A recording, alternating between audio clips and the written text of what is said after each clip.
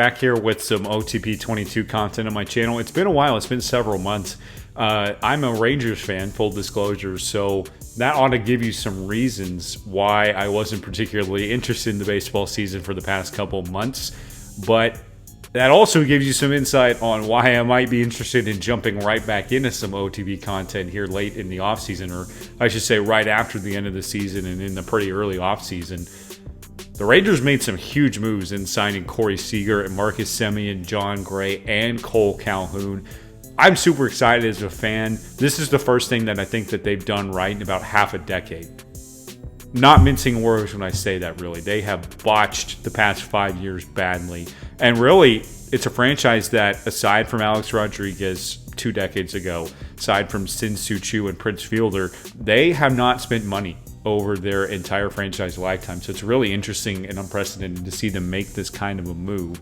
And we're going to kind of take that to the next level today in OTP. I want to see just a bare bones look at, as the roster stands right now, right? How are the Rangers going to fare in 2022? Now, I'll preface this by saying there will still be some moves for the Rangers after the lockout. And in case you're unaware, the MLB officially locked out the players earlier this evening.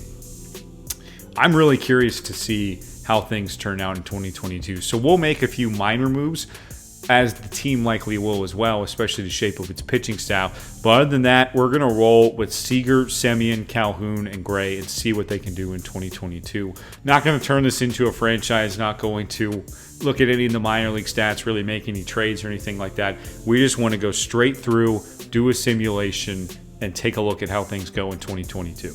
Hey everybody, apologize in advance because we did lose audio at one point throughout my recording, so I'm recording this in post-production, so I do apologize about that. But as you can see on your screen right now, we were able to sign Corey Seager, and I ended up offering him a deal that was realistic to what his actual contract was, which was a lot less than what he demanded, which was really interesting. And then Marcus Semien, again, wanted something that was actually very realistic to what he got. So that was really cool to see the game be very accurate in that, and you can see how good his ratings were. We still got $20 million left to play with. Obviously, John Gray, a little more than what he actually wanted in real life, but that was fine because we had the room to do it. And then the last transaction was the one that I'm the least excited about, Cole Calhoun. I think he's a pretty average player, but as you can see, he did win a Gold Glove at one point in his career. So that's definitely something to be excited about for sure. All right, here we are midway through the offseason, right before spring training. We got our lineup. We've got our guys plugged in there. Good to see Corey Seager and Marcus Semien 3-4 in our lineup. They're going to be forces for years to come. Then Adolis Garcia updated with his ratings. Semien's jumped up all the way to an 80, and then they're plugging in Cole Calhoun in the DH spot. So that's going to be very interesting to see the way that goes. Now we're taking a look at some free agents, and we've got about $6 million to play with, so that does not leave us with much for our pitching staff. I think if anything really derails this, it's going to be the fact that we couldn't spend very much on our pitching. You see, we're kind of dumpster diving here. We're looking at Clayton Kershaw. There's not much there. Corey Kluber is another option, obviously a brief Rangers stint before. Danny Duffy is a name that jumps off the page as somebody we could probably get because Kershaw, as you can see, asking for a little too much here, even though he's actually been linked to the Rangers in the actual offseason. Kyle Freeland's a guy that we would like to bring on, but he's clearly not interested in joining us, so we're going to take a different approach here. Tyler Anderson was a guy who played pretty well with the Mariners and Pirates last year, flipped at the deadline, won a Gold Glove at pitcher, so he's somebody that we definitely want to go ahead and bring in. We'll give him a one-year contract for $2 million. And then also going down the list, Mike Fiers is available, Matt Strom is available, Domingo Germán, a few recognizable names. Nobody that really jumps off the page for us just yet. Michael Wacha obviously on here, but he already signed with the Boston Red Sox, so we won't go after a player who's already signed. And again, we're back to Danny Duffy, who seems like a guy who could really anchor your pitching staff, especially given how young ours is. And so we're definitely interested in him. We're looking at Matt Harvey as well. Ryan Yarbrough seems like a good option. He only wants $1.3 million, so we're definitely going to go ahead and give him a contract offer. A guy who was kind of up and down with the Rays last year, but certainly somebody who could help our staff this year. Another guy we like, Ross Stripling. He's only a 40 overall. Only wants a minor league deal. Was a all-star at one point a few seasons ago. So he's somebody that we're pretty happy to bring on and configure our pitching rotation. And the last thing that we're going to do is we're going to kind of, again, dumpster dive for some relievers. There's some good players that are still available, but way out of our price range, including Oliver Perez, who's actually 40 years old. I think he actually retired. The game hasn't updated that, but that would still have been somebody that was interesting to bring on. And then when you look at that, Craig Stammen, another interesting name. Hobie Milner is a guy who is a lefty at the Angels system a couple years ago. We're a little interested in him. Adam Ottavino seems like he could be a good pickup, but Daniel Bard is one that I really like. He only wants $1.3 million as well. Good numbers in Colorado last year, relatively speaking.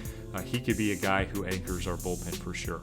All right, here we go. We've made it to spring training, and now we've got to look at our starting pitching staff. We were able to get Anderson and Orihara, Danny Duffy, Dane Dunning, pretty solid last year in 2021. John Gray and John King are in there as well. Pretty solid bullpen as well with Brett Martin, Kyle Cody, Joe Barlow, who I'm really surprised isn't rated higher. DeMarcus Evans, Dennis Santana, Spencer Howard, and Ross Stripling wrap that up. And then we've got Daniel Bard and Hansel Robles, who was kind of a minor move down in the minor leagues. And then here's kind of a quick look at our batters as we get ready to sim through spring training and evaluate our roster for opening day. All right, so here's kind of a quick look at our starting rotation, or bullpen that we ended up going with. Jose Leclerc returns to the closer spot. Seager and Semien both dominated in spring training, so that's really good to see. Again, they're 3-4. Domingo Leyba is an option for us at the utility infielder spot. Not necessarily concerned about that position. He can split time with Eli White. But again, Isaiah Kiner-Falefa makes our roster. Nate Lowe makes our roster. So does Ronald Guzman, Eli White as a utility player. So it should be really interesting to see what ends up happening with this team. I'm predicting somewhere around 70 wins. We'll see how it goes. It will simulate the entire season and meet with you in the end. All right, here we are at the end of the season, and we were absolutely horrible. A huge step back, actually less wins than the 2021 team had in 60 games. That was a pretty low bar, but somehow the Rangers dug a further hole, which is really surprising. Let's take a look at what specifically happened here. Our batters were pretty strong. The offense was okay, but again, the pitching staff did not hold up. Our kind of patchwork job with the under-the-radar dumpster diving moves just did not work. And with all the money committed to Seager and Semien, really, there was not a lot of money elsewhere to spend and try to get some quality pitchers in. However, as you can see there in the team batting leaders, Semien and Seager did have great seasons. They were both all-stars, but the pitching staff was just awful. And, this is where I caveat a little bit, because obviously, Glenn Otto was solid, but Tyler Anderson wouldn't be around to take 15 losses and have a 6.53 ERA. Eventually there would be injuries, which I turned off. Eventually there would be people going up and down from the minors, DFA and whatnot. So caveat that with that. But Jose Leclerc with 7.63 ERA. Our bullpen wasn't that terrible when you look at some of the numbers. Some guys were solid. Daniel Bard had a really good year. Spencer Patton was nice, but yeah, just nothing else worked right, especially in the offensive side. Marcus Semien and Seager again had good seasons. So did Nate Lowe, and then Adolis Garcia kind of really fell off. He batted just 216, if I'm not mistaken, and there just really wasn't enough offensive production elsewhere. So kind of a sad, kind of whimpering end to the year. I'm curious what you guys think. Do you think that the Rangers are actually going to turn out like this, where they can't, quite get things going on the pitching side, or do you think that there's still moves to come ahead of the spring training and after the lockout that address this pitching staff that clearly, according to OOTP 22, needs a lot of work? But be sure to let me know what you guys think. I value your input more than I do OOTP. And let me know if you guys want to see more content like this in the offseason. I also have Franchise Hockey Manager 6 guys, so I can get that going as well. Hope you guys had a blessed day, that this somehow brightened your day, and let me know what you guys want to see in the future as well.